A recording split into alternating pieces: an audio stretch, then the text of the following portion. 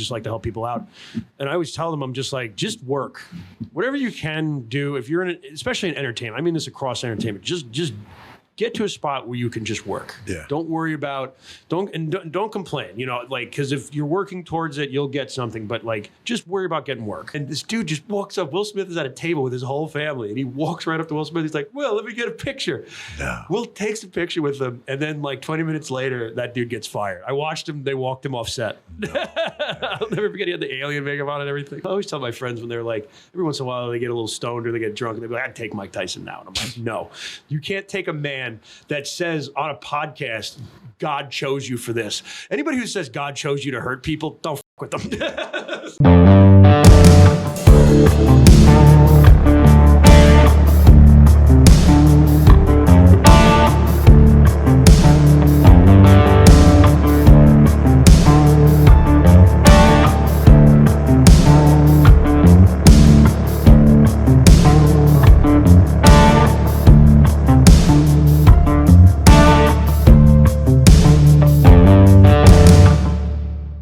Welcome to the Mike Cruz Unadulterated podcast. We have a special guest today, Mr. Joe Winchell. Very funny comedian, man. Hey, what's up, Mike? Joe, what's going on, kid? I'm just happy to be here, dude. You showed me around the studio before.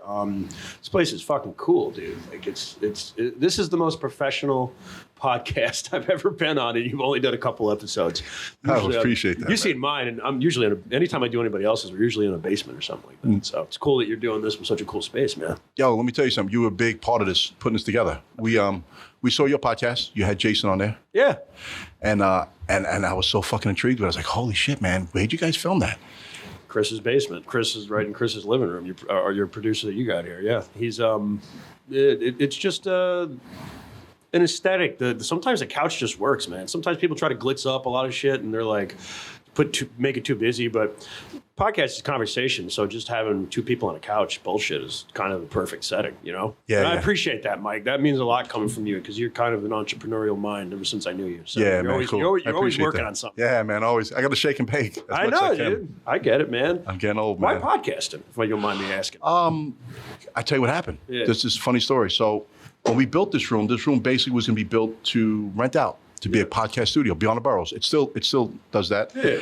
And we had to do a trial run. It was like, well, how do we show a product if we don't have something to show? Yeah, I get it. So I said, all right, I've done a couple movies, and I met a very intriguing gentleman named Mike Muniz, who's a background actor. He's a featured background actor. He gets like very small roles, but he does a lot of shit. Okay.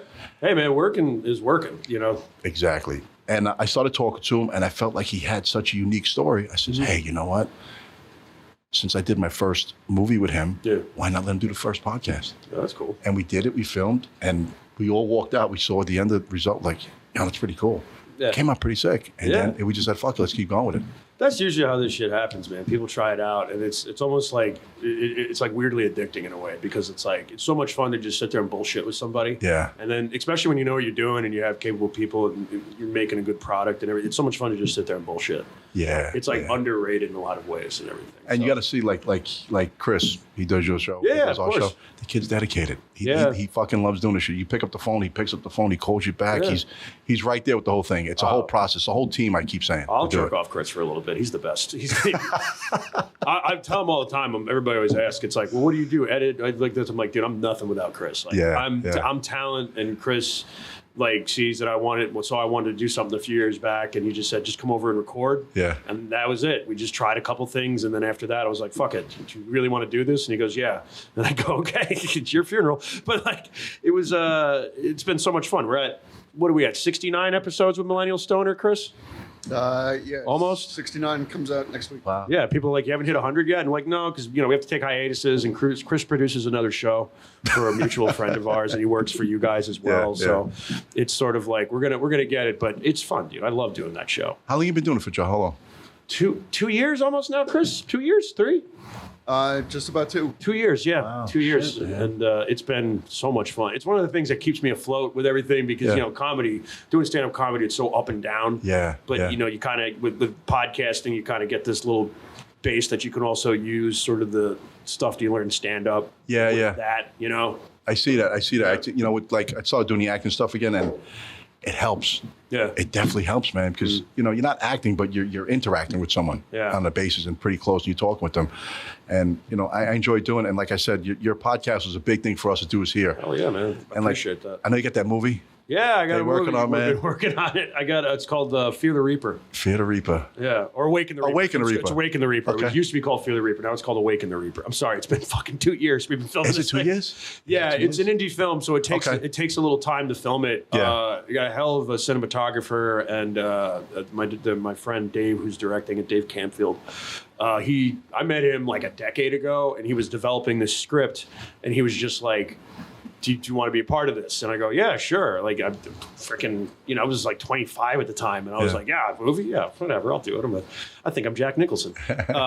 After, he developed the script, took a couple of years, and then he was trying to get some, like B-list celebrities to be in it. So we actually ended up getting Lance Henriksen, who, if you guys have ever seen Aliens, for anybody listening out there, he's Bishop from Aliens, and he's been in a bunch of cool movies and everything. You'd know his face if you saw him. And then we also got a dude who just passed away, actually. We got Lou Gossett Jr. to be. Yeah, I saw that. I saw the trailer, man. I was like, holy shit, is that Louis Gossett Jr.? Yep, Louis Gossett Jr., dude. I wasn't there in the room with him, but I was on the phone with him reading lines with him. Wow. And dude was a consummate I think he was 90 then.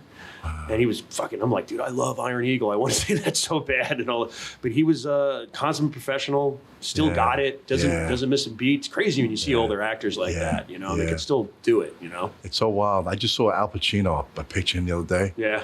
Dude, he was hunched over. Yeah. He had shoes with straps on. Yeah. He had a smoking girlfriend. That was his fucking 28-year-old girlfriend they just had a kid with. You saw that? Him and De Niro still fuck. It's amazing. It's fucking dude, De Niro's just... It's amazing. He's just like... Every once in a while, you just see these dudes pop up, and they're always just like...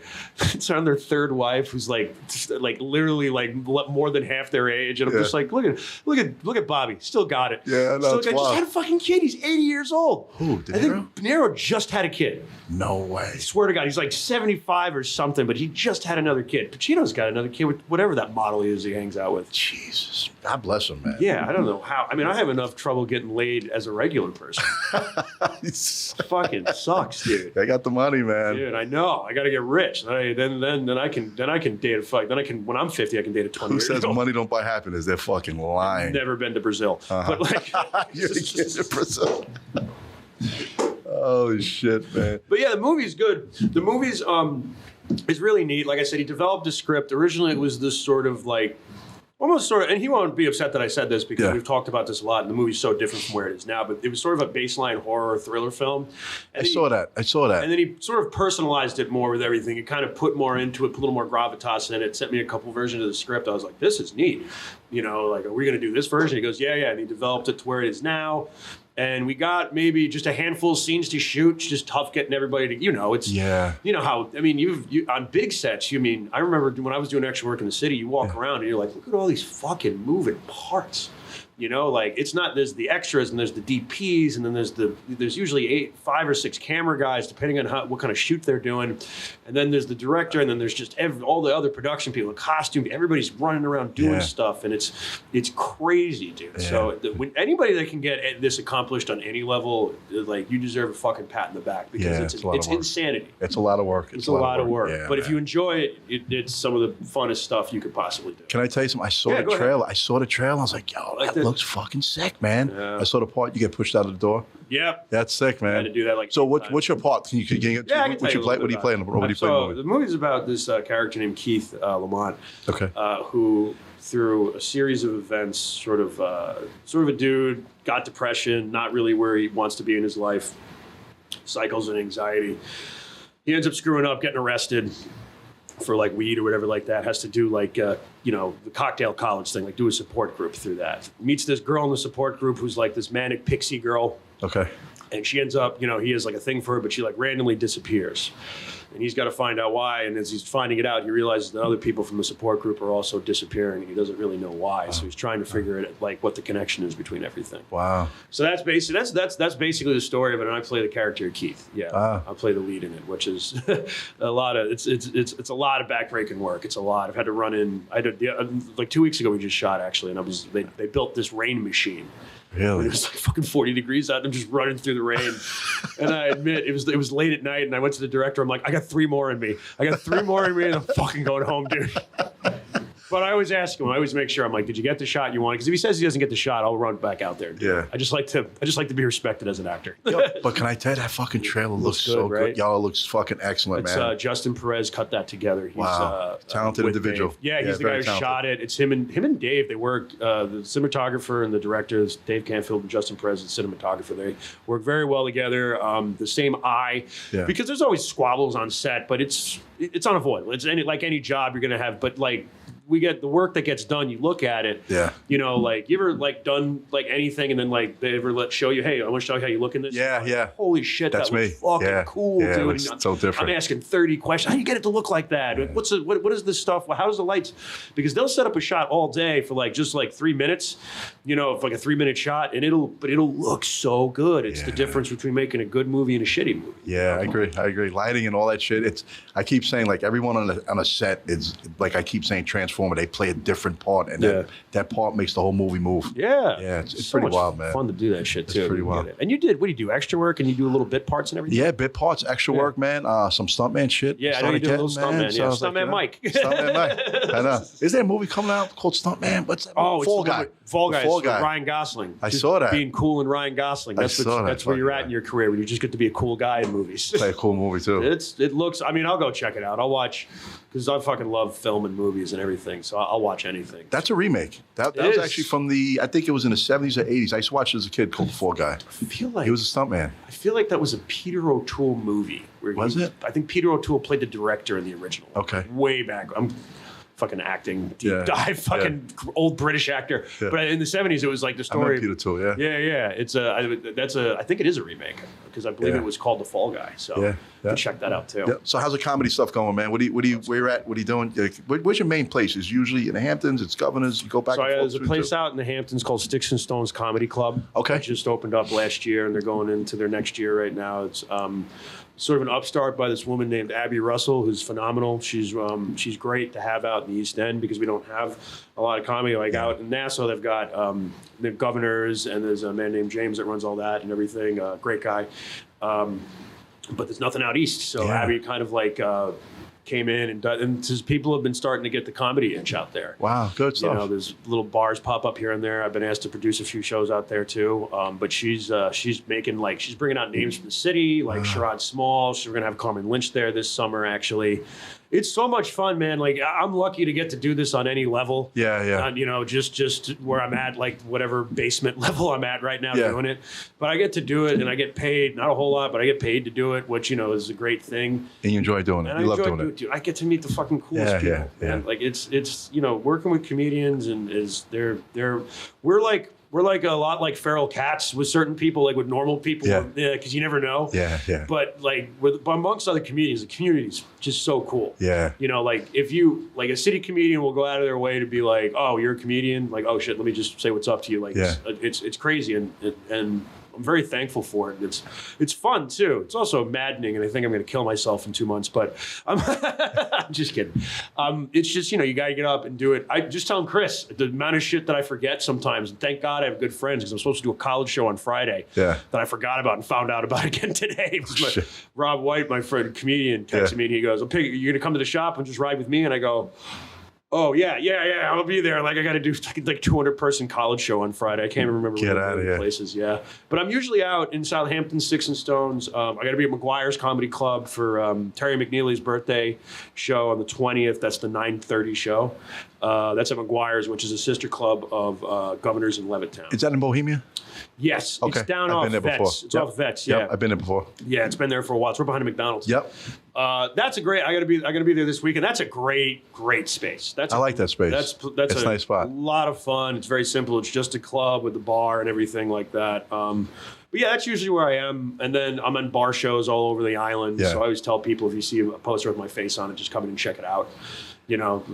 We won't hurt you. So do you get these jobs, Joe? They come to you, basically say, hey, man. 50-50. So you got to reach out. You do, yeah. Like, there's a few people that'll reach out to me. Yeah. Which, that's great. You get a producer that likes you, wants to put you up. But a lot of it is you got to go to shows that you're not on. Yeah. And just hang out. And be like, I get it. Hey, if you got an extra 5 minutes, I'll go up. Because it's all about time. It's all about just the only thing I ever feel comfortable telling people, I was just talking about this on one of my podcasts. only thing I feel comfortable talking about as far as like advice goes. Yeah. Is because I've only been doing this 5 years. Yeah. So I still have a ways to go. Yeah, yeah. Writing is coming more natural now, but this takes a while to really get good at, because you just got to keep doing it. So the whole thing is, I tell people, like, just go up as much as you can. Yeah. Just go up as much as you can and just figure it out, because that's the only, you can read books and read the books, and you can take an online class or like watch a YouTube video, but the only way you ever get better at it is by going up there and physically doing it, and that's just, just the thing. It's fucking terrifying, especially when you get those shows where it's like a spattering of 15 people spread out. None of them look like they want to be there. Yeah. And you just got to go up there and be like, so dating's weird and women be shopping. Like, it's almost like fighting. When I used to be a fighter, and they used to always say, that walk to the ring is the fucking worst walk of your life, because you know what you're going about to do. And I tell people, it's like, oh, that guy sucks. He's this. I says, at least that motherfucker's walking to the ring. Yeah. Have you?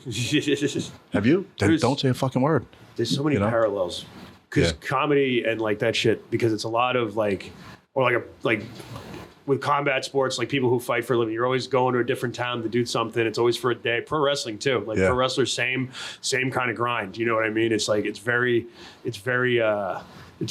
like, what's that song, On the Road Again? Like turn the page. It is that though. I did it, Joe. I did it. I did it when I was younger, man. It was fucking, you know what?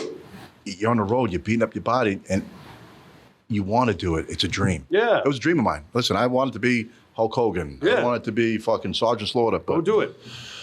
As I got older, my body couldn't handle it, and the paychecks were very minute to what my bills were. I had to make a choice, man. But, there's something always to be said about taking a chance, just trying it. Yeah. Because you can sit there and talk. I try to tell people this, because, and it's tough too, I get it, but like, just try. Yeah. Just try it. You don't have to. There's a lot of people with comedy that I'm like, you're a funny motherfucker. You should try this. Like, genuinely. And they're like, I don't know. And I'm like, just try it. What's 5 minit's out of your life? If you bomb, you bomb. It's not like you do this for a living. Yeah. You're not like me, where if you bomb, you're going to go home and be like, well, I quit. Like, it's just go out there and try it. You might like it. And if you do like it, guess what? You can try it again. Yeah. I keep telling people, it's like, you got to take a swing.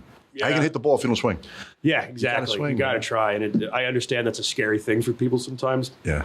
Especially with comedy, because like, there's nothing worse than the dead silence. Yeah, I've heard it before. And I'm just like, I'm only a minute and a half in, and I've got 8 more minutes to go. Like, Is it usually like 10 minutes? So, yeah, I'm trying to move up to featuring right now. Featuring is usually about 20 to a half an hour. Wow, fuck, that's a lot of shit, man. Yeah, usually I host a lot. Yeah. So like, I'll host for like McGuire shows. I'll host for like a lot of bar shows. When I go on the road to like Pennsylvania area, I'll host for the headliner and everything, which is good. The reason why you want to host is because the host spot usually gets paid. Okay. Usually, no matter what. Okay. Sometimes it's $20, sometimes it's $200. Yeah. It's all different. But yeah, I want to move up to feature. Feature is who the guy goes up right before the headliner. Okay. Like the warm-up act, kind of, essentially. So that's where I want to move up to, and that's what I'm working on right now. I've got good for you, man. Realistically, a lot of comedians will be like, yeah, I have 20 minutes. I have like 17 to 18 minutes. Yeah. But, you can stretch it. So that's just kind of working on that. Writing more material, trying not to get bored of the stuff that I've written already. Yeah. And that's pretty much it. And just, it's just, I'm very thankful. I get to write dick jokes for a living. Yo, do you do shit on the fly? Like, are you walking? Sometimes. Do you? Like, yo, this motherfucker, I'm going to roast him. Well, it's like, you got to acknowledge certain shit. Yeah. So like, I did a bar show recently, and there was a dude in a cowboy hat. He was a very gay man. Yeah. There's a dude in a cowboy hat, tall, skinny black dude. And I was just like, with a cowboy hat? Sitting in a cowboy hat. And I was like, this dude, in my head, I'm like, this dude looks like the rapper Lil Nas X. And none of my material was going well. Yeah. None of my material was going well. And I was just like, all right, fuck it. I was like, this dude looks like Lil Nas X. Huge rumpus. Like, really? Yeah, everybody was like, that's so funny. And I just started roasting people in the audience because none of my regular material was working. They didn't care about that. They wanted to hear you make fun. Like, they wanted to hear you make fun of people. I was doing a bar show in Riverhead, and I go, okay, I'll fucking. And I was just like, I acknowledge this dude dressed like Lil Nas X, and like, you got to acknowledge it. I hate when comedians, when something happens and they just go on with the material like it's no big deal. Yeah. And I'm like, no, that dude just got stabbed. Talk about the dude that got stabbed. They're like, that guy. If there's a fight in a comedy club, you got to acknowledge it. Yeah. Or if somebody has an absurd laugh, you're gonna get caught. If you have an absurd laugh, a comedian's gonna be like, what the hell? Like, So do comedians have plan B if plan A doesn't work? Most of them do. The good ones do. You do. so what you're talking about is crowd work. Okay. And that's what a lot of like we'll see on like TikTok now. Like you see like a comedian talking to the crowd and everything. Like that guy Matt Rife. You know who Matt Rife is? Yep. I saw that. Matt Rife kind of blew up with his crowd work and everything. Okay. Even though he toured with like Ralphie May and shit. Okay. Like he's got like a pedigree and everything. But he kind of got famous from doing crowd work.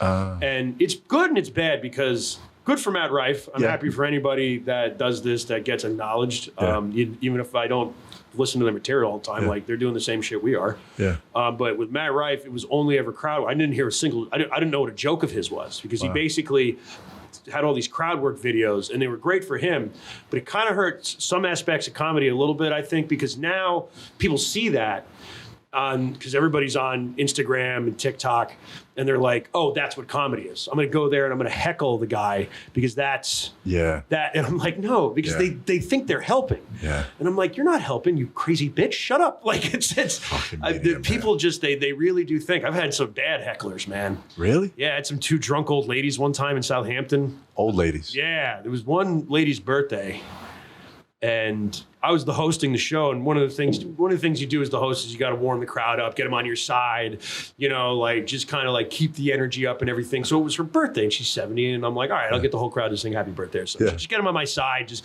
have everybody, let's just keep everything rolling. Lady's hammer-fisted. She's just obviously she's got a crown on. She's fucking 70. One of those, you know what I mean? Like a sash lady, like the worst kind of person to have in a comedy club or of any kind. Yeah. And then she like does this just little drunk dance. Yeah. And then she starts making her way up to the stage. And all I can think in my head is I'm like, I'm only a year out from the Will Smith slap. You're not fucking getting on the stage right now. And I just went like this and I go, not a chance in hell, lady, not a chance in hell. Yeah. I just hold my hand up and then they got pissed at me and I'm like, what? And then her friend started audibly commentating on people's jokes, just audibly commentating and being like, that's not funny. And I go, man. Her friend? What's up? Her friend was there? Her friend who was next to her, this other, who was just as drunk. I had to sit next to them for the headliner because my friend, it was Rob White. He was just like, can you please make sure they don't talk during? And I said, yeah, I'll make sure. So I had to sit next to, I'm 36 years old. I'm sitting next there.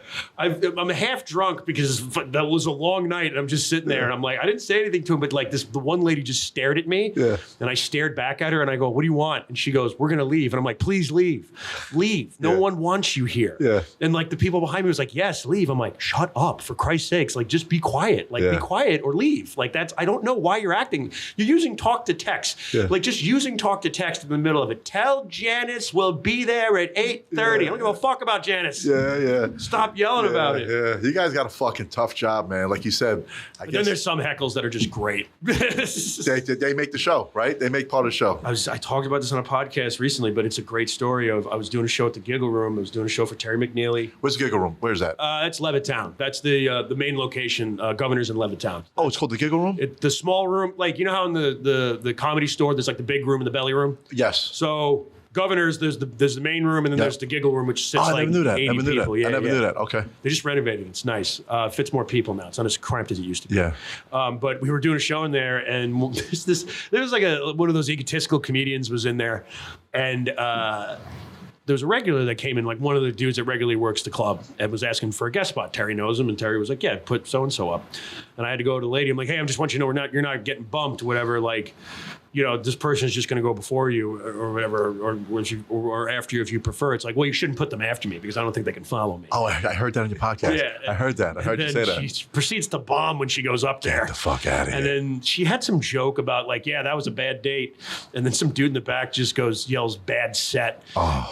And everybody fucking laughed. But what happens to her? She bombed. She drowned in it. Like, but what does she do from there? Like, does she try to? You have to try to recover. Like, and I like, there's no way to tell you, like, because I've had those moments too where somebody said, you have to acknowledge that they were funny. Yeah. I think you have to acknowledge that they were funny because you can't start battling the crowd after that. You have to get the crowd on your side a little bit if you want to enjoy your comedy. Is so subjective. Yeah. So she floundered though. She just couldn't she had 5 more minutes. I'm just sitting there watching this, and I heard someone from the left just like, I think it was one of the comedians just goes, "You better give her the light before she drowns." What do you mean the light? What do you mean? So the light is when comedians do time, so they do 10 minutes, whatever like that. Usually the way it works is at bar shows, it's usually like a cell phone light, but at comedy clubs, there's a light where when that light turns on, you acknowledge that, okay, that means if I'm doing 10, that means I've done 8 minutes. and I have 2 minutes left to get the fuck off stage. Okay, and got it. Keep the show moving. Yep, so when I say if you ever hear that in comedy, give them the light.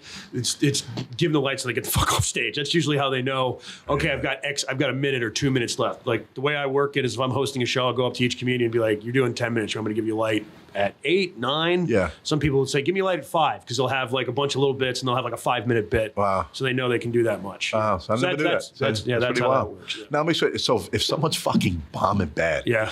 do they just bomb all the way through? Do you guys is it like a pitcher in fucking baseball? Do you yank them? You gotta fucking endure it. Oh, they gotta fucking because you can't, like, unless it's just not like, sometimes the room is just not a great room. Yeah, I've been to places where, listen, the comedian was funny, and you're in a room with a bunch of fucking assholes. Yeah, they just like not haters. acknowledging. Like, you're not there to have fun. You're here to fucking be a dick. Yeah, exactly. Yeah. So sometimes it's a lot of that, but like, hold on, I'm gonna choke on my own spit. When you're bombing though, you just have to endure it. I had a guy on a show recently. This guy I think is funny. He's just got I'm a big proponent of, if I can produce something and put other people up, I don't give a shit. Yeah. I like seeing people succeed. Yeah, me too. You know, so like, I know that it's like a cutthroat business, but like, I'm nice to everybody. Yeah. You never know. You know, if you piss me off, that's a different story. Yeah, But like, yeah. when I meet you, I'm always nice to anybody. And like, I had a guy on, I think he's funny. He's just got to go up there and do it. And he had a bad set. Yeah. And he was like, that wasn't good. And I'm like, yeah, but you did all 5 minutes and you didn't walk off scared and you did your time. Yeah. So just work on your shit, go back and do it again. Yeah. You got to bomb, like you really do. People think that it's a dirty word, but I don't think you can be a better comedian unless you eat a bag of dicks a couple times. You know what I mean? And everybody bombs. Everybody had a bomb once, man, right? Yeah. I remember, I always tell the story. My worst bomb was at Broadway. My first real bomb when I started this was at Broadway Comedy Club. Where's that? It's right off 54th Street in Manhattan. So it's like, you know where they do it's where it's Fallon now. Okay. Right around the corner from Fallon. Oh, yeah. I know the area. There's a place called Broadway Comedy Club.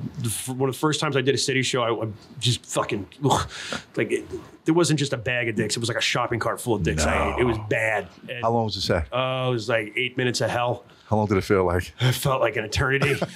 It felt like a fucking eternity. Man. And I remember having to walk back in the rain, just sad. Really? I was just sad in the rain. I called an ex-girlfriend of mine just to make me feel better. I'm like, tell me I'm pretty, please. But it was bad because I had to walk through Times Square. It rained like I'm Charlie fucking Brown. And then I had another hour on the train to get back to my car. Then I had to drive another hour home. Oh, fuck. And I'm just sitting with this shit. And it was, but I didn't quit. I went back and I did it again. But even now, like, I'll have sets that are so, and I'm just like, man, I gotta tighten up or whatever. And sometimes I just read the room wrong, like, because I'll say the stupidest shit. Yeah, but I see your shit, man. Yeah. Like, you're fucking working, man. You're out there, dude. Like, let me tell you something. That takes a lot of fucking shit for someone to go out there and constantly work and come up with new material. Yeah. That's work. We're working on new stuff right now. It's work, man, but it's cool work. And people got to say, hey, man, you got one of the coolest fucking jobs. But it's a hard job. People don't realize how hard it is. I think you got to love it. It's one of those jobs you got to love. Yeah, 100%. I agree.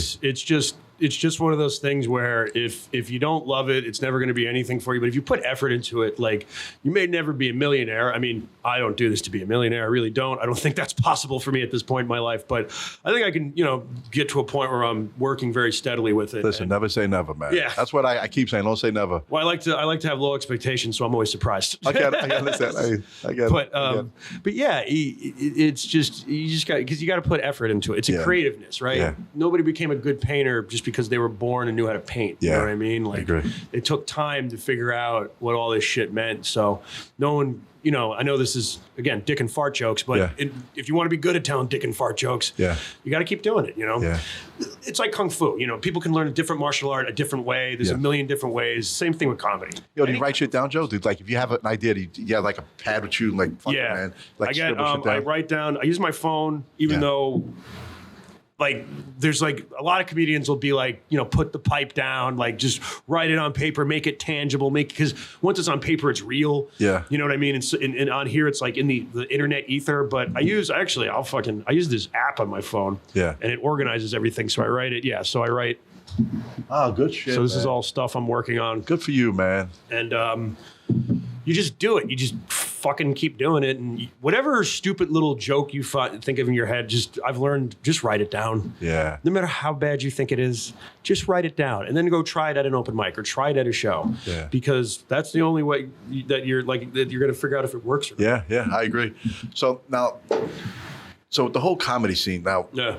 Do you see people stealing other people's shit? I know it's a big thing in comedy, man. Well, there's a lot of parallel thinking. I think is it parallel thinking? I've dropped bits because it's too similar to somebody else's, and other people, not particularly me. I've seen other people drop bits because it was similar to something, but it's really tough because like this whole fucking craft is built around being authentic. Yeah. Even in the exaggerations, like it always comes from an honest place. Like we were allowed to exaggerate as comedians because like that's where you add, like that's where the humor a lot of times comes from. You make these exaggerated comparisons or whatever.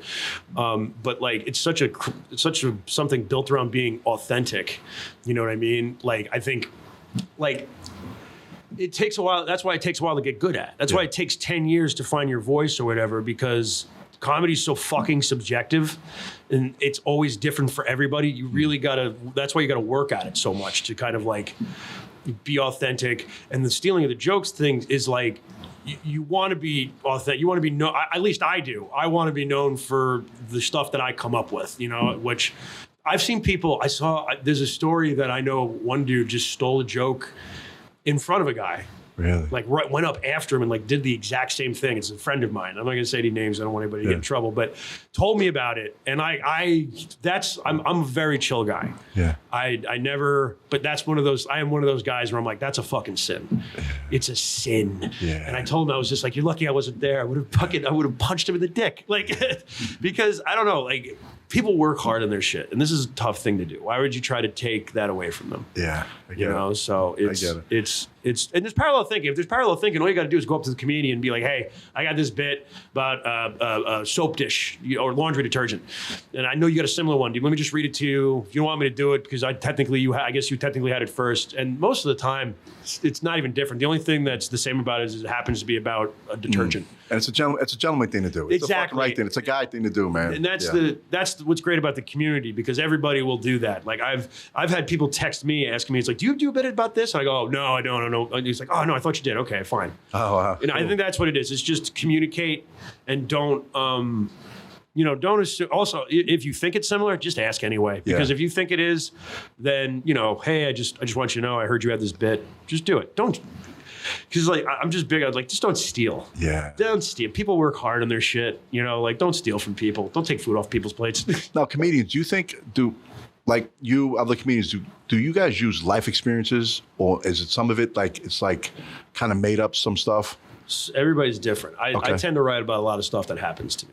That's a true life story. Yeah, like okay. I was it was like seeing this girl, and I wanted to get her flowers, and I legit sent them to the wrong house. I don't know how the fuck I did it.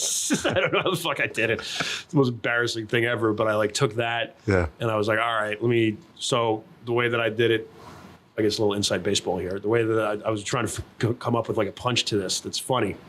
And a friend of mine helped me out. So the way I did it was like, I just go, I sent flowers to the wrong house. It was very mortifying. I wrote a very personal letter on the flowers. No fucking way. I had to go to a house to talk to a man named Elvis, who I did not know, and explain to him that I'm very sorry, and I was very apologetic about it. But the good news is, at the end of the conversation, he blew me because I bought him flowers. whoa, Elvis. Yeah, exactly. So, but so I took that and just nobody fucking steal that. But like, but I know it's not good, but it's mine. But like, but so I usually write about stuff like that. Okay. Like, I did a story. One of my closers about this when I was doing. I was going to bring this up on here because I figured you'd like this story. Yeah. I was doing comedy in Pennsylvania, and this drug dealer tried to have sex with me. this female drug dealer. Swear to God, we were at there's a comedy club in Bristol, Pennsylvania called Comedy Works. Yeah. It's in Bristol. It's like 20 minutes outside of Philly, and. This is back when I quit cigarettes, but this is back when I smoked. So there's a bar, we were looking for a bar that you could smoke inside, because we were all smokers. Yeah, those are the worst bars. Yeah, I know. That's what they're going to be. I know. Yeah. So we go, I know. So we ended up going to a bar called Sparky's. Oh, yeah. I've told this on before, but I'm telling you because I just thought you could get. So there's a bar called Sparky's, and there's this chick. I remember we met her on the way in. She was wearing like one of those weird elephant shirts, and she said something weird, and I'm like, that chick's weird. Hope I never talk to her again. Lo and behold, I would talk to her later. So I'm all drunk about 3 hours later, and she fucking comes up to me and starts like spitting game and I'm like hammered and I don't know how to talk to him. So I'm just like, whatever you say, I agree to right now because she's cute.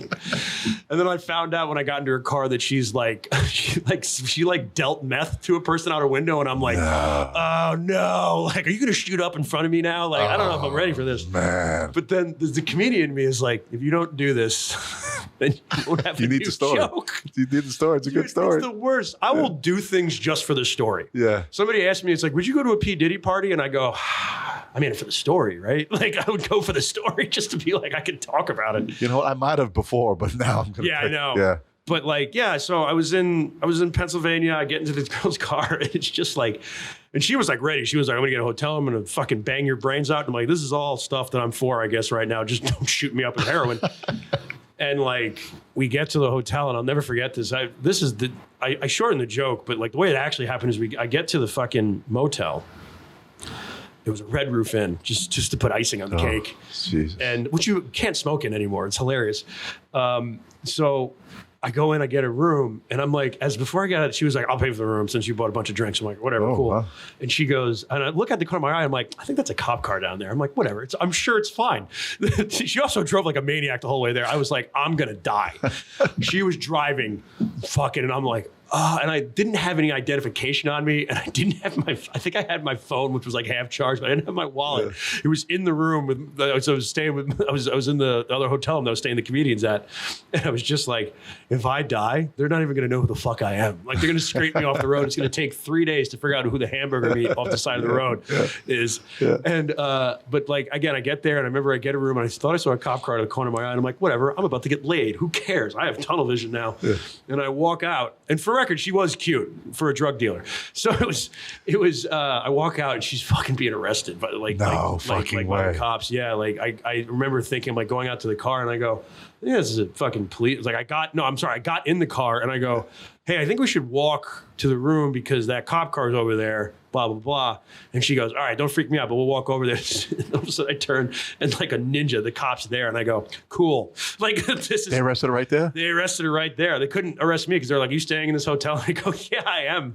And they go, all right, you can go. Also, zip up your pants. I'm like, yeah. I remember I had like, cause she was like jerking me off and shit. So it was like, then I was just like, I was like, yeah, I'll zip up my pants. And then I go into the room where my friend Rob is staying. I was staying with him, and I go, he was like, what happened? And I go, sit down. I got a story for you. And I remember he had 2 beers in the fridge. So he popped he grabbed a beer, handed one to me, and goes, tell me. Like, we sat there, it's like 3 a.m. I go, oh my God. Were you waiting for Ashton Kutcher to punch out? I thought there was the best part about it was we had a show the next night in the same venue. This was the first night. We had a show the next night, and I get there, and my friend Terry, there's this dude, he was the headliner, Terry McNeely. I've talked about him a couple of times. He has a fucking... friend of his come up to me. I remembered the girl's name. Her name was like, I think it was Kate or something. I don't know. So this dude comes up to me. I don't know who he is, and just goes, Joe? And I go, yes. And he goes, I'm Katie's brother. And I go, okay. And then I look over at Rob White, and I go, we got to tune this guy up because I have a show in like 20 minutes. We have to beat the shit out of him, and then we have to go do the show. That's the only thing I can think of because I was like, I don't have time to deal with this right now. Holy shit. It was just a friend that the headliner went up to me and was just like, go up and fuck with him. And I remember Terry coming up to me with like his video of it. He's just like, you're a fucking idiot. I'm like, no God. Way. I was like, Jesus Christ, you gotta not do that to me. Because I go into such survival mode where I'm like, all right, I gotta go beat this guy up because he wants to beat me up. And then Rob is gonna help me, and then we're gonna go do the show, and we'll call the police after that. But I gotta do it. That's my mentality. It's like, I have to do this show in 20 minutes. And that's what's happening right now. Yo, are there groupies? Comedian groupies, like fucking rock and roll stars? They call them chuckle fucks. Get the fuck out of here, Chuckle. They call them chuckle No, fucks. come on, man. Did you make that up? No. You can look that up. They're called chuckle fucks. Chuckle fucks. And they just do the circuit? I don't, if they're out there, listen, if you're out there, I'm so low. When's your next show, Joe? I am so funny, and I try real hard. Holy crap! But no, the groupies were called chuckle fucks. That's what I always heard. That's fucking wild. But I've never met around here, for the record. I've gotten laid after shows before and everything like that. It's never been like, no woman's ever followed me from show to show and been like, oh my God, you do that joke about how you can't get laid. I can't wait to fuck you. With a sign. Yeah, exactly, man. Exactly. I have a joke about it in there where I talk about it. I'm like, I don't know how to break this to anybody who that wants to do comedy, but haha does not equal snoo snoo. It does not. Shit. It's the thankless. It's a lot of people coming up to you being like, you remind me of my grandson. But it's fun. It's like, because it's weird, because it's like Long Island's like Nassau and Suffolk are two completely different areas, so the crowds are completely different. Without a doubt. So if you can do stuff in Nassau and Suffolk and then get into the city, that's actually a pretty different grouping of people. Yeah. So you can kind of, and then you try to get on the road just to experience different people. You should never be in a microcosm. Try to be funny crowd, Joe? Try to be funny to everybody. Well, what do you think is the toughest crowd? You think the city's a tough crowd? No, I don't think. I think people are intimidated by the city. Yeah. It's really. I mean, if you go to, you can go to Manhattan and see a completely different show than you would in like Queens or Brooklyn or any of the boroughs. It's all different. I think it's just, people, you just got to be able to read the room. You got to know what kind of show. Be funny to everybody. That's why I try to write a little bit of something for everybody. Like, if I go to Pennsylvania, that area is real red. Yeah. Right? So I have making fun of wife jokes and everything, like making fun of my married friends. They love when I do that. I make fun of married friends. So it's not even making fun of women. I just make fun of married couples, and they love that. I make fun of like people, I just do roast shit because I usually host out there. Yeah. So I'll just make fun of people and everything. They love that shit out there and everything. And then if I do like a show in Brooklyn, I do a lot more like clever reserves because they want to hear about like cartoon references and everything. Okay. It's a much more blue room and everything. So, but I write for everybody. I try to write a little bit for, and I don't do political stuff because I don't know what the fuck I'm talking about. I don't know anything about it. As my friend Alfred says all the time, it's like, don't listen to me. I had popsicle sticks for lunch today. That's me, That's great, man. Joe, who was your inspiration growing up? Like comedians. I tell you, when I was growing up, it was Rodney Dangerfield. I love Rodney Dangerfield. Eddie Murphy. John Belushi. You kind of named most of them. Oh man, I think Rodney Dangerfield is one of the funniest fucking dudes in the world. Like, man. if people like, sometimes I have to sell people on it. They're like, well, how funny is he really? I'm like, listen to any of his shit. Like, he was so good. I can't do what he does. Yeah, he was so good at just being. He would just say stuff. Like he has that great joke about. He goes, it's like, my mother refused to breastfeed me. He said we were better as friends. Yeah. How crazy is that? It's so funny, dude. It's fucked up. I used to go to this comedy club in Dangerfield. They actually just opened up. Did they reopen? Rodney's, it's called now. Oh, it's not Dangerfield's no more. Same place. It's called Rodney's, same place. Wow. Yeah. Holy shit, sort of man. a tribute, but it's cool. I'm trying to get in over there. Wow, that's cool, everything. Man. But they reopened. It's only been open for a couple months. Really? Yeah, where is it in the city? Where where it is? No, I can't remember. I know where it is, but I can't tell you. I have ADHD, so I'm like a Sherpa who can't speak English. I'm like an autistic kid. Just follow me. I'll get you there. Okay. My big spot used to be Caroline's. They shut down Caroline's in the city. Oh, dude. Yeah, man. Dude, the comedy movie was more of that, and I was upset because I never got to play there, and I came close once or twice. Sick spot, man. Yeah, what a nice place, man. I got to play Gotham Comedy Club one time. I've been to Gotham. That's still open. That's still open, right? Open. Yep, I've been there. Was really cool. It's cool. Great crowd there. That was a fun ass show. And then I've got to do that. As far as the city clubs, like I did get to do the Stand, and I will do this to the day I die. Shout out to Ben DeMarco, who's a comedian in the city. He actually just got to open for one of my favorite comedians, Dan Soder, for his new special. So he's on the road. He's a tremendous city comedian and everything. And that's how I get all these things. This is the way this works. People think that there's some. Eventually, you get in at the country club or something. It's like, no, you just got to hang out. Yeah. Be a good hang. Be a cool guy to hang out with. Yeah. And people will want to hang out with you and put you on shows. So do you guys have a circuit? Do you guys follow each other through a certain circuit? Like you sort of. You have a crew that you say you have Rob White you do stuff with, right? We definitely there's definitely a little Long Island crew. There's this guy Rob White and Billy Geyer, Andy Plajanos is another comedian that we all Billy started before, but a lot of us Rob had quit and come back, and we all started around the same. It's sort of like you kind of stick with your class a little bit. Yep, I get it. But the longer you do this, the more people you meet. Yeah.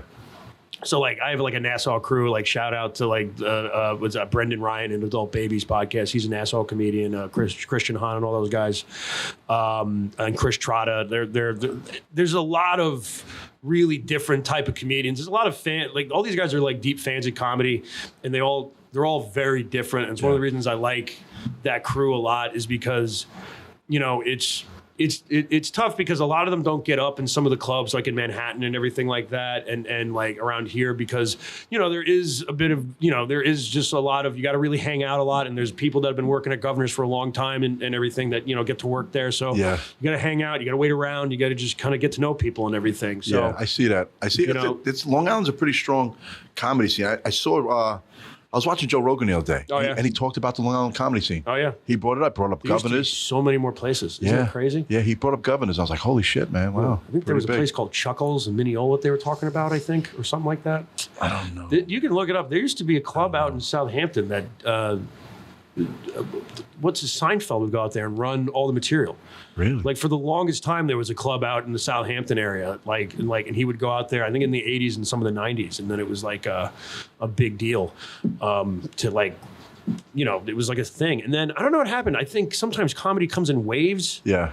But I think what happened is I think out east started to get really touristy.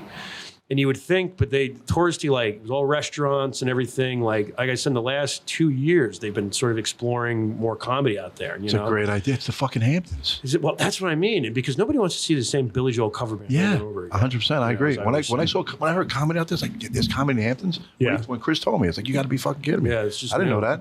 Yeah, we bring a lot of, and it's starting to pop up more out there. There's actually Bay Street Theater is another place that's been doing it. There's a guy named Joe Vesey. Okay. Joe Vesey is one of the dudes that is part of the Sandler crew. Oh, Adam Sandler? Yeah, okay. Adam Sandler. Like he's sort of part of that. Apparently what Sandler likes to do, from what I gather, is that he like bounces ideas. Like he writes the way he writes. He sort of just bounces like ideas off of people, and it's sort of like in a room, and kind of that's how he writes. Which that's cool as shit. I wish you know anybody who can get to that level. However you want to write, it's how you write. So he was Vesey's part of that whole crew, Joe Vesey. But it's he's actually recording a special at Bay Street Theater. So there's more comedy coming out to the East End and everything. Wow. And I always try to remind people, like, it's out there. You just got to go find it. You know, it's wild. You talk about Adam Sandler. Like, I just watched a movie, Uncut Gems he did. I love that movie. I was like, wow, man.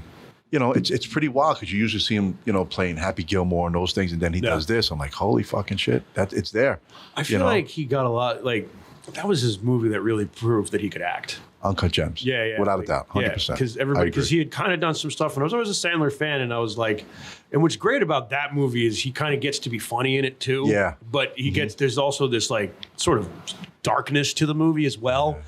And I'm like, oh, first of all, it's shot like an anxiety attack. Like it's so fucking. Yeah, it's wild. It's wild. It's wild. It's a great movie, man. I love that movie. Great. I love that movie. No, I'm a Sandler fan, dude. I've been a Sandler fan. I used to listen to his albums. Get out of here. Dude, when he had like What the Hell Happened to Me and They're All Gonna Laugh at You, I used to listen all that. So you were talking about inspirations before. Like my inspiration, like, all right, so I grew up, George Carlin was like the first dude. Guy, man. What a fucking. And it was the other guy was Dennis Leary. Dennis Leary, yeah. Because Dennis Leary's No Cure for Cancer would always be on Comedy Central. And I would watch it all the time and I would memorize it. And then the first time I saw George Carlin, I'm like, what the fuck? I knew what stand-up was, but I didn't have a concept of it. Like it wasn't. It was only ever on TV. We didn't have phones or any of that shit now and everything. You had to watch it on TV. So when we got HBO, I just remember seeing a commercial for one of his specials, and I was just intrigued by this guy. And I'm like, I want to watch this. I was like 13. And I watched him. I think it was Complaints and Grievances is what it was called.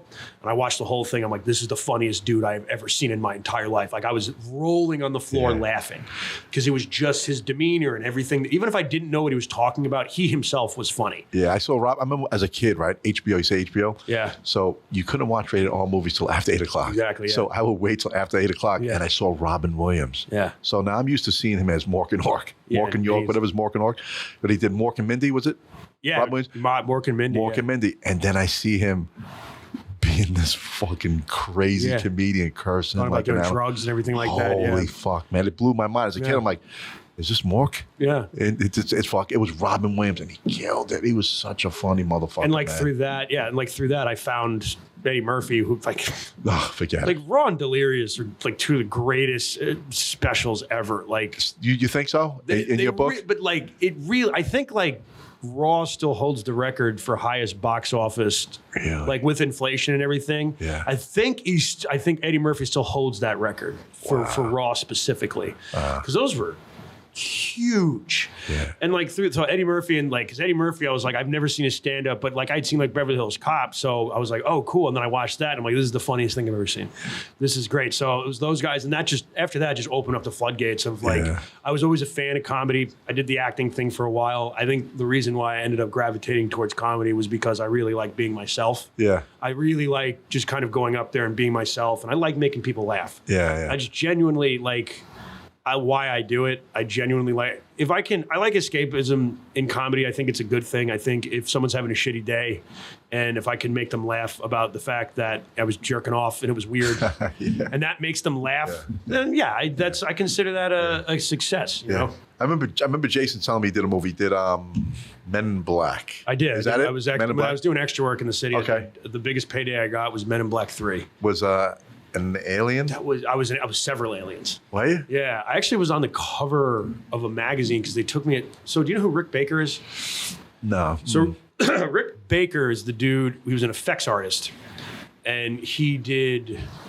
You know American Werewolf in London? Yep. I love that movie. He did all of that effects. He designed all of that. Yeah, that was. I love that movie big. as a kid. And then he ended up winning an Oscar. He won an Oscar while he brought it to set because he won an Oscar for he did that Benicio del Toro Wolfman. He did all the makeup on that. Yeah. Oh shit! Wow. So does a cameo in it, and I was standing next to him, and they were like, "We need to take a picture for Prosperity." And I said, okay. And I had this weird, my whole face was covered. But there's a picture with Rick Baker where he's talking to this blue alien. And it was on the cover of Entertainment Weekly online. Yeah. And I go, that's me. I know you. Because I knew the costume. I knew the exact costume that I was in. Yeah. And they showed I was in this just thing called Jellyhead. And like every once in a while, like when Rick Baker does an expose or whatever, that picture comes up. And I'm like, that's fun. And it's been on it was on TV. It was on Entertainment Tonight. Like my mom would be like, send me pictures of stuff and be like, look, you're on TV again. I'm like, oh, not really. They're not paying me royalties. They bought me out. But it was a cool experience, man. It was a great payday. And I got to, was that your first big thing, Joe? That was my first movie. Really? I'd done TV before. I'd done background work and like Law and Order. Yeah. And like, what was that Sherlock show, Elementary? I did background work for that. I was supposed to be a drag queen in Smash, but they canceled, or the show ended, or the show got canceled before I could submit for it or something like that. I did. You still doing the acting? I'm going to get back into it. Good for you, man. I'm trying to get back into it because it was a decent. You kind of got to pick your own hours, and I was tall, and so I got used a lot. So I'm actually going to get new headshots taken. I'm just going to resubmit to. I was actually at the end of this. I was going to ask you who you work for so I can submit to them. Man. There's a lot of work. There's a lot of work out there, Joe. Man, and you know what? People don't realize. Like, people say they don't get work, but you don't try to get work. No, that's what I tell people. You're not going to get work. I love actors. But I work.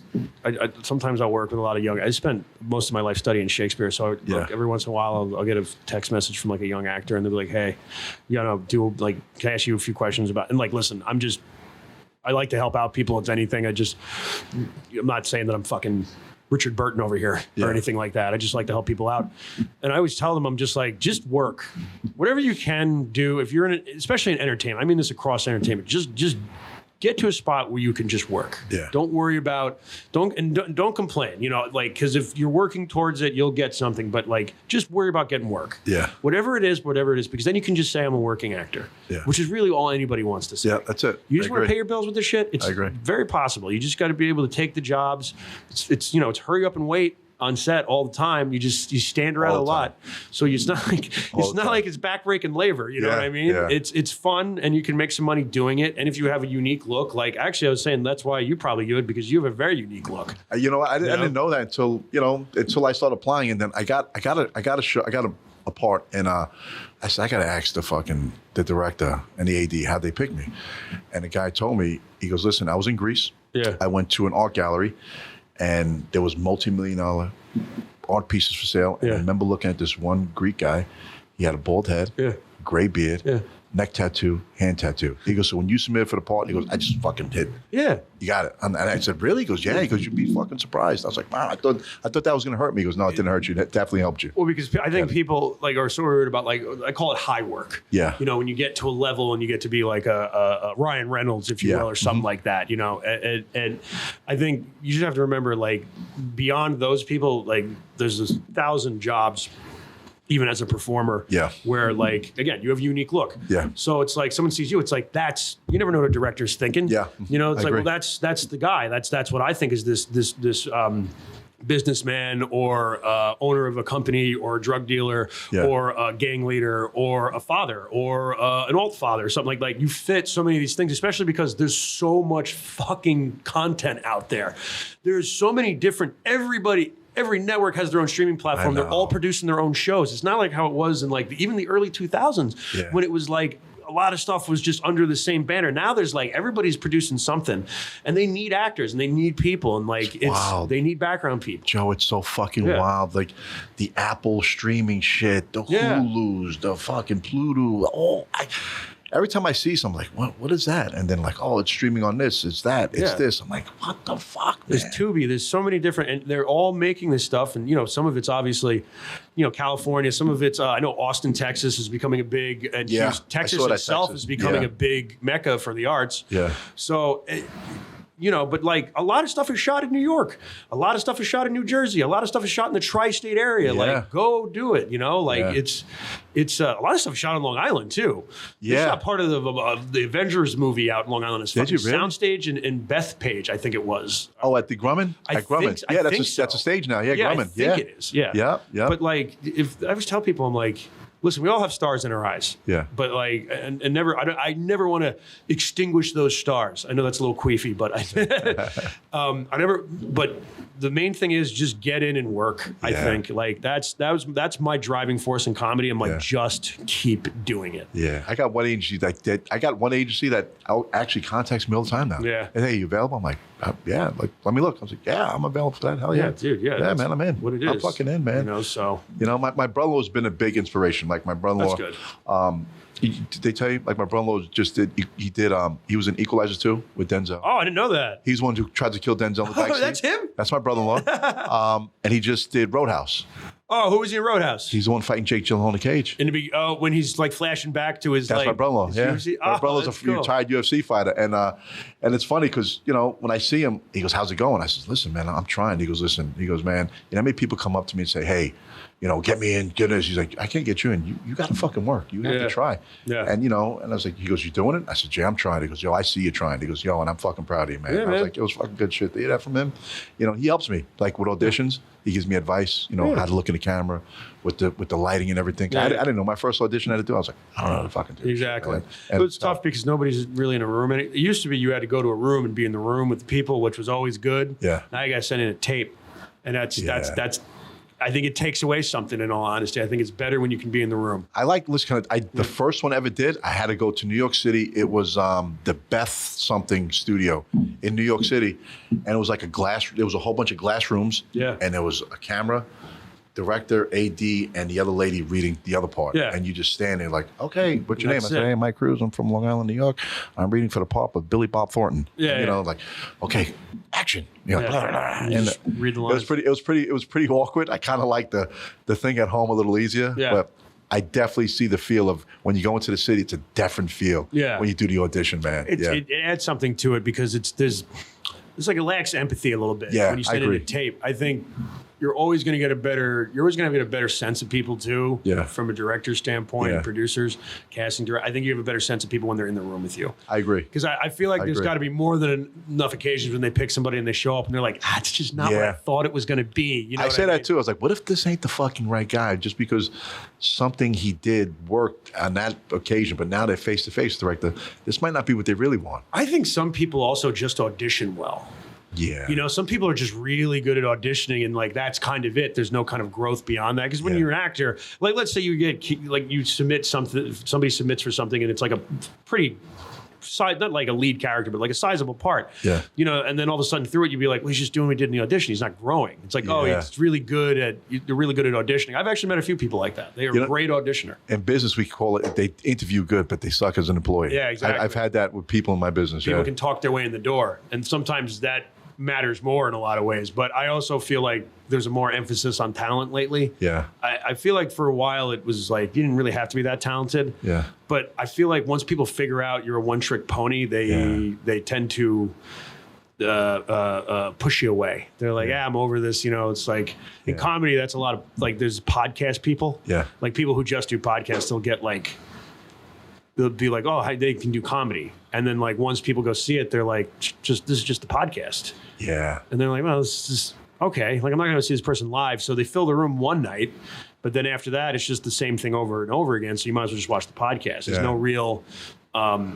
real like talent there. You know, at least as far as doing like a transition to doing like a live stand-up show, which takes a lot of work. You know what I mean? Yeah, that's a fucking lot of shit. I say it all the time, even like when I go see plays, I'm like, God damn, man, there's no fuck up in plays. Dude, there's no fuck up in plays. I used to see that shit all the time. That's what I'm saying. That's tough, man. I have a friend that just started getting back in. He just, married, always talking to me. He's like, I just want to get back up on stage. Finally got back up on stage within community theater, but I went to go just see one of his shows, I like to support everybody.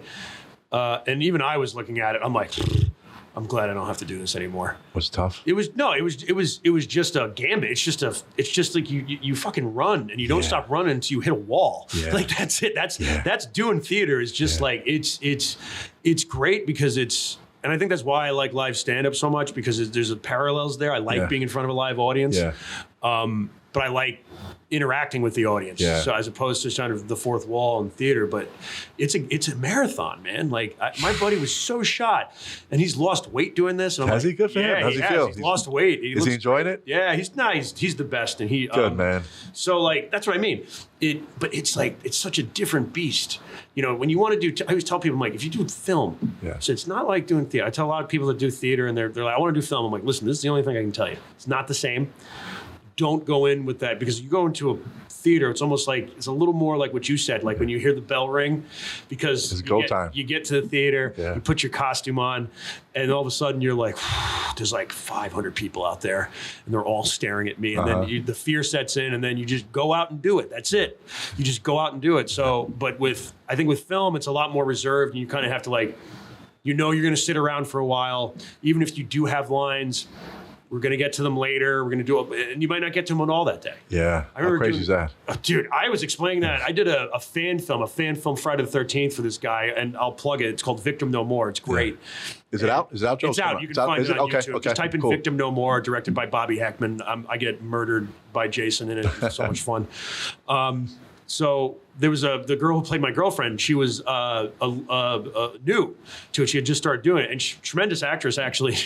And I could tell they were running behind because they're doing effect shots. Yeah. And I've been on a couple sets where I'm like, they're not getting to us today. Yeah. And she turns to me and she goes, "When do you think they're going to get to us?" And I go, "They're not getting to us today." And she goes, "Really? We're shooting at least till 5 today. It's only 1:30." And I go, "Yeah, but we were supposed to shoot at noon. Yeah. And they're still in the swamp right now. Yeah. They're not getting to us today. Yeah. We might as well sit here and just like, what do you got a Game Boy? You might as well settle in right now." Yeah. Yep. You get paid. And I was like, "You're going to get paid for the day." Yeah.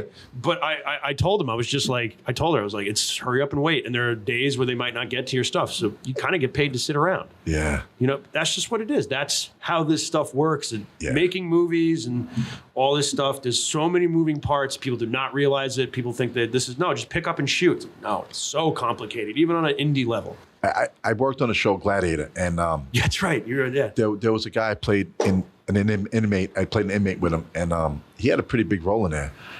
And the third day, we're there till like maybe fucking 3 a.m, and he's like, "Yo, I gotta fucking go." The AD's like, "You ain't going nowhere." He goes, "Yo, I gotta fucking go, man. I got a business to open up." He goes, "Listen, dude, I don't know if you know how film works. You're here to the end." He's like, "Well, I gotta go." He's like, "Listen, I can't keep you hostage, but you're free to go, man, but you're fucking up the whole movie right now." Yeah. And he fucking left, and the AD told me, he goes, "That guy will never fucking work for this company ever again." And he probably won't get a job at a lot of places right now. if you're in for a penny, you're in for a pound with that stuff, man. 100%. I agree. I think there's especially on big productions. That was a big production. Yeah, I'm sure it was. Jesus You're not the Christ. first person I met that did extra work for that. Jesus You're like Christ, the fifth man. person. It was good, man. It was a good set. They fucking fed you like a motherfucker. Yeah. They paid good. It was good. Oh, dude, I enjoyed it. I never complained. I never food? complained. Yeah, dude, it's Food's great. sick, right? I remember when I did Men in Black 3, they had a food truck, like a breakfast food truck. Yeah, Fiji. That's You had to be there there. too. You had to be there at 5:30, 6 a.m. Yeah. So I would walk in and they'd be like, "This bacon, egg, and cheese truck outside." I'm like, "Hot shit, Right? seriously?" Yeah. And then I would go there and I'd eat, and then I'd have to get into my weird gimpy alien outfit. And then I have a scene that was cut actually from Men in Black 3 where Alice Eve, who was like, she's like this blonde, she's like a real actress. She's in like action stuff. Yeah. Was like talking like alien to me. Yeah. But I'm in this like, they built this like roach monster outfit. Yeah. This like giant, I'm sick. They wanted tall guy. They wanted 6'1". They wanted tall alien. So I have this like Ninja Turtle shell on. Yeah. And then I've got these like bug hands, and they didn't like the original mask. It was like, how you like that mask? I'm like, it's really fucking heavy. Yeah. Like I got to know the FX guys a little bit because they liked, I was always trying on different stuff because I had the right build for it. So they were like, I was like, all right, you tried on like 8 different costumes today. We're going to give you a different head. So they gave me a different head, and they gave me this sort of like reptilian. So I was like this sort of insectoid reptilian thing. And it was a scene, it's on the DVD of the camera coming down and her speaking like weird alien speak to me and me nodding. Oh shit. And going like this and then walking away. Yeah. Because that was the joke they wanted me to do. Yeah, it was. It's. How'd you get that job? How'd you get on I'll that tell you film? exactly how I got that. Yeah, how'd you get job. on that film? I was bullied into. I didn't want to go on the. It was a cattle call, and I wasn't going to Really? go. And then our friend Jason Ibsen convinced me to go. Get out of here. Swear to God, swear to God. And we went in there with like 8 people. Uh-huh. And it's kind of funny because we were with a friend who had just lost a bunch of weight and everything, and he was like doing the thing where he's like walking around with like a Tight shirt? Yeah, just like the tank top on the Okay, whole time. yeah. And he's just like, he's got like tattoos, and I'm like, okay, buddy. So he doesn't get picked. I was the only one that got picked out of everybody. So they picked you right there? Yeah, so I went in and they're like, because it was a cattle call. Yeah. So they're looking at What's me. a cattle call, Joe? What is that? It's when they say, hey, be here. Okay. It's usually for extra work. Be at this specific spot. Come in. You're going to get a number. Wait in line. We're going to take a look at you. We're going to see if we can use you for anything. Okay. And if you can, you're going to go talk to somebody else. We'll give you a job. It's basically like a really quick job interview. Okay. I walked up and they're like, how tall are you? And I'm like 6'1", 6'2", I think. And they go, okay, how much do you weigh? And at the time I was like 170. So I was like 175. And they're like, really? And I go, okay. And they put like a little, go talk to that guy. Oh, and shit. I go, all right. Hey, I was supposed to talk to you. It's like, yeah. All right. Come here. Try this mask on. Really? 10 Right then and masks, there? and they go, all right, go talk to that guy. And then I tried on a bunch of outfits. I was there. They were done. I was there for an extra 2 hours. Really? And then they said, okay, we're going to contact you. We're going to use you for a bunch of stuff. It's going to be a lot of fun. We're going to, here's your email, blah, blah, blah. And that was it. And after that, I was all over that movie. Right. I was How many days, Joe, did you work on that movie? I worked basically collectively about a week, maybe more like 5 to 6 days. Wow, good for you, man. Yeah, it was a great payday. Good and for you, man. It was, dude, I remember some dude got fired on the spot. No way. There was a guy there. It's like Will Smith is walking around and stuff, right? Yeah. So it's like, there's like this thing, just don't go up to the celebrities. Don't have a picture. Don't do it. Just don't do it. You're at work. Yeah. Right? So there's this one dude, and he had like the alien makeup on. He had this weird shit on his face. So his face looked all scrunchy and everything. And he's like, they had this big, the food was great. They had this, and one day it was kind of close to like Christmas, so they did like a kind of a Christmas feast type thing. They did like turkey, like family, like like a festive thing. It was delicious. And I'm just sitting there like, this is amazing. Will Smith money is good. I'm just eating this food, being like, I'll never eat this good again. And this dude just walks up. Will Smith is at a table with his whole family, and he walks right up to Will Smith. He's like, "Well, let me get a picture." No. Will takes a picture with him, and then like 20 minutes later, that dude gets fired. I watched him. They walked him off set. No. I'll never forget. He had the alien makeup on and everything, and I was like, dude, at the end of the day, was that really worth it? And they tell you not to do that shit. That's one thing they tell you. Do not fucking go up to them. Don't do. And I was like, Josh Brolin came up to me and Emma Thompson came up to me. Oh, and I shit, was cool. terrified. Because Josh Brolin would walk around and box. He would that's how he kept his energy up. Okay. And I remember just doing the duck and weave things. I'd taken like a boxing class in my life. Okay. And he was just like, oh shit, I got to work on my game. And I'm like, I'll never talk to you again. Like, Yo, what's funny when you say when the characters, like when actors get into their character. Yeah. bring a funny story about a friend, Jason Ipson, because I got to fucking throw a little thing at him. So, do you know about the story with him and John Cena? What's the story with him and John Cena? Okay, so.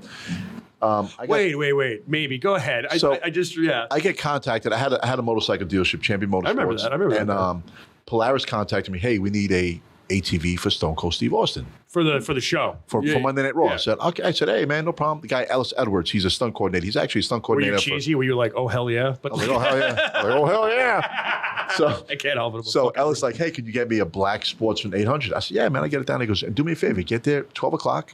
Bring your kids. We're going to introduce you to the wrestlers for lunch and everything. Blah, blah, blah. Like a whole thing out of it. Yeah, so go right down the ramp. We go right down the ramp, Nassau Coliseum. We pull the ATV off. John Cena comes off the bus. And Jason's, big kid. Fucking, John Cena. John Cena's like, not now, man. I'm working.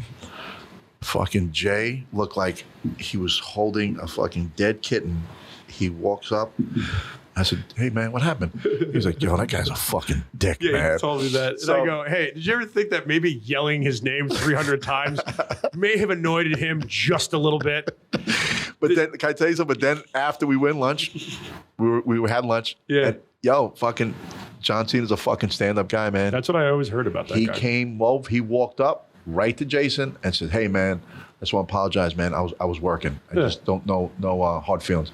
I was like, yo, man. I've heard that. And I learned something right then and there. And now that I see it, I'm doing this acting stuff. Yeah. Yo, when you're in that character and you got those fucking lines to memorize, you want to be that guy. Especially in pro wrestling. Yeah. That's a really heightened entertainment thing. Yeah. And it's like, there's so many, it's such a big medium. It's such a big fandom. Yeah. Like, you got to go out there and you got to be on your A game, because if you don't, it's one of the few professions where they will boo you out of the arena. And that's 20,000 people. It's 20,000 people. So it's just like, it can, I think if John Cena wants to go do his mantra in the corner, John Cena was fun. He's like, John Cena. He told me that story and he made it seem like that he was like, I went up to him and I was like, excuse me, John Cena. And he goes, I'm sorry, little man, I'm working right now. But now that you tell me this side of the story, it makes a lot more sense to me. This shit was funny, man. Yo, but I tell you. I've heard he's a consummate professional. Can I tell you something? Yeah. I watched a podcast he was on and he was saying, hey, man, if I'm going to do this, I want to do it to the extreme. Yeah.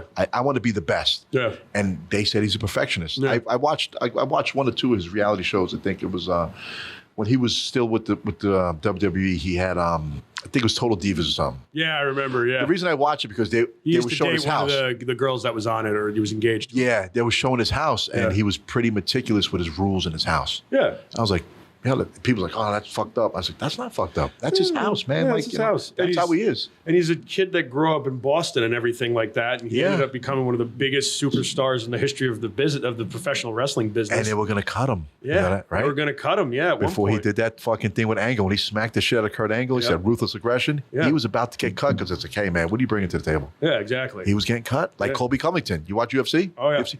Colby was getting cut. Yeah. In Brazil. Yeah. He cut that promo in Brazil. He went from this Google rating to this fucking skyrocket moon Google rating, man. It's also because, like, it's so... Like combat sports in general, and like pro wrestling and all that stuff. When you do anything that physical, that's so. Let's be honest, it's all on the even UFC. Like we all know, like WWE's predetermined and all that stuff, which is fine. I don't fucking care. The Undertaker's not dead. I didn't know. Oh, yeah. Like, But like, I love it. But like, even with combat sports, like it's so dependent on the crowd. It really is. You need characters and stuff like that to be in there. And I think a wrestler said recently, it's like I don't think the UFC would be where it is today without professional wrestling, because it's just become professional wrestling in so many ways. Yeah, you know what? And a lot of these guys were, they weren't actors. They're combat sport guys. Yeah. They're physical MMA guys, and they're going out there being, but they're sort of, I think I always felt Tyson was good at this.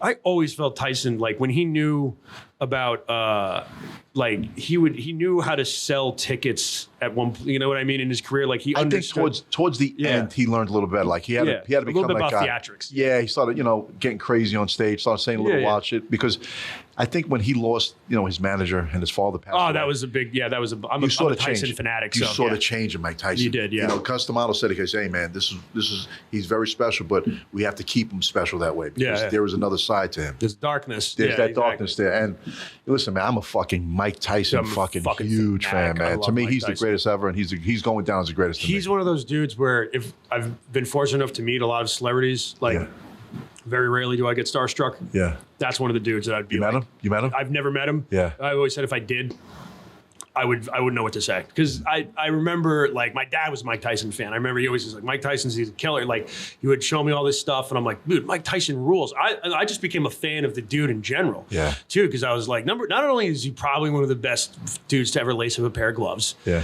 He's also like fucking hilarious dude. Like he's a funny guy, and he gives a great interview too. Like he has that hot boxing show with Mike Tyson, and it's like I watch it all the time. Yeah, I love Mike Tyson. He's so smart. Yeah, with the shit that he knows and his sort of perspective. But I always tell people, I'm like, I always tell my friends when they're like, every once in a while they get a little stoned or they get drunk and they're like, I'd take Mike Tyson now. And I'm like, no, you can't take a man that says on a podcast, God chose you for this. Anybody who says God chose you to hurt people, don't fuck with them. Did you see the interview he did with, I think it was Chaz Palminteri? Yeah. And he says he would cry before he went to the ring. Yeah, I've heard this a couple times about it. And he was like, why? He said, because I know the guy I was about to become. Yeah. You know, you got to go into a mindset because you're going to get into a fight. He was going there to be a ruthless fucking person to fucking hurt you bad. And he goes, I didn't like that person. I was like, whoa, man, that was pretty deep when he said that shit. I was like, that's what I mean. Whoa, man. Yeah, when he threw those punches were meant to fucking kill you. Haymakers. Oof, God, man. Yeah, I remember hearing that, and I used to tell people, it's like, oh, what do you do when I did theater? It's like, what do you do to get in the character? I'm like, oh, I have to go on the side and get sad. And meanwhile, I see an interview with Mike Tyson. He was like, I didn't like the person I was about to become. I'm like, I'm a pussy. Like, right? I'm a fucking pussy. Mike Tyson's going in there literally just being like, you're going to hurt this man. And I'm just like, I lost a child in this story. I'm like, I'm trying to physicalize it. Like, it's just different. But, it's amping yourself up, and that's the way that he did. Now, I could talk, dude, I feel like we've been talking forever. I could talk about Mike Tyson. I will absolutely, actually have to leave soon. But okay. I could talk about Mike Tyson for fucking hours. Yeah, definitely like Mike Tyson. I'm an old school boxing fan. Good, man. Because my dad, we always watched boxing. When it was on HBO, like every night they would have HBO boxing. So HBO After Dark, it was called. Yep, HBO After Dark. And you saw these up and coming boxers, man, on that show, man. A lot of guys. I used to watch all that shit. Like a lot of old boxing stats. I still like. I'll go and like when I'm bored, I'll just go on YouTube and be like the best of Mike Tyson, or like the best of like even like Mike Spinks or anything like that from back in the day. Yeah. Or, like, I remember one time just getting on a kick of watching old Buster Douglas. Yeah, Buster Douglas stuff because it was like he was good at one point. It was kind of he had like this. His main thing was like the Mike Tyson, but like he knocked the man out. But at the same time, I'm like. He had this moment, and he was a kind of a vicious fighter for a minute. He didn't have the power behind his gloves, but he could scrap. He was a good fighter. Listen, and Mike Tyson said he fought the fight of his life that night. Yeah, he did, and he also fought a Mike Tyson who was under the influence of certain things. Yeah, what's his story? He goes, the only reason I lost that fight is because me and Bobby Brown had a cocaine orgy the night before. Oh, wow. In Japan? Was it Japan or China? Japan. Oh, yeah. So, but Joe, I do have to go. Though. So we're gonna end with this, man. So you have a show coming up in Connecticut also? I got a couple shows coming up. Okay. Yeah, let's hear it, man. As far as my stuff, follow me on Instagram. For anybody out there, I'm at that Winchell Kid 87. My podcast is at The Millennial Stoner on Instagram. We're on YouTube, The Millennial Stoner, or Rot Gut Productions. Actually, Google Rot Gut Productions because that's the company that it's under. And as far as shows and everything, I posted all on Instagram. The current ones I have coming up will be May 10th and 11th at Sticks and Stones Comedy Club. That's our Mother's Day shows. I got Bridget Kavanaugh, who's a very hilarious comedian. That's going to be down there. It's going to be great. I think Angela LaGreca is going to be on that. So come on down and check that out. This weekend, I'm going to be at McGuire's for a Terry McNeely show. And I think that's it. Yeah, follow me on Instagram for any other stuff. I post everything on my Facebook and Instagram. Cool. Joe Winchell on Facebook, and Millennial Stoner on Facebook and Instagram. Joe, it's a pleasure. You're a funny motherfucker, dude. And you're a big scary motherfucker. I wish you all the best. No, I was happy to do this and everything. I like the show. Yeah, thank you, man. Thank you. You're an inspiration to us. That's why we had to have you on this, man. Thank you. I appreciate you, that. Man. Chris, we appreciate you too.